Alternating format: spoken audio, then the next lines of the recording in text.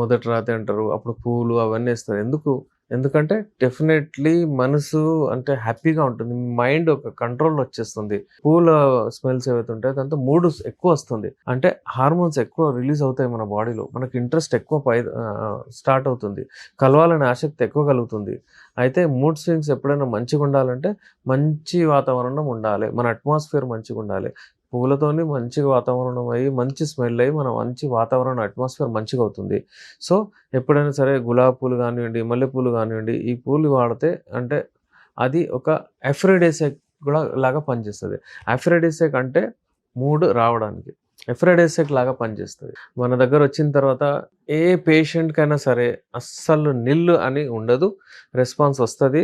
అదే చూసి మన దగ్గర పేషెంట్స్ వస్తారు. ఇంకా నేను ఇచ్చేదేంటంటే నార్మల్లీ ఇవన్నీ నేచురల్ మెడిసిన్స్. ఈ మెడిసిన్స్ వాడడం వలన ఏ ఒక్క సింగిల్ సైడ్ ఎఫెక్ట్ రాదు. మన మెడిసిన్స్ వాడి అందరూ హ్యాపీగా ఉన్నారు. ఇక్కడే కాదు విదేశాల్లో గూడా ప్రతి ఒక్క కంట్రీకి మేము ఆల్‌మోస్ట్ పంపిస్తూ ఉంటాం మెడిసిన్స్. అందరూ వాడి ఏ ఏజ్ గ్రూప్ వాళ్ళున్నా సరే హ్యాపీగా ఉంటారు. మెడిసిన్స్ వాడడం వలన సింగిల్ సైడ్ ఎఫెక్ట్ లేదు.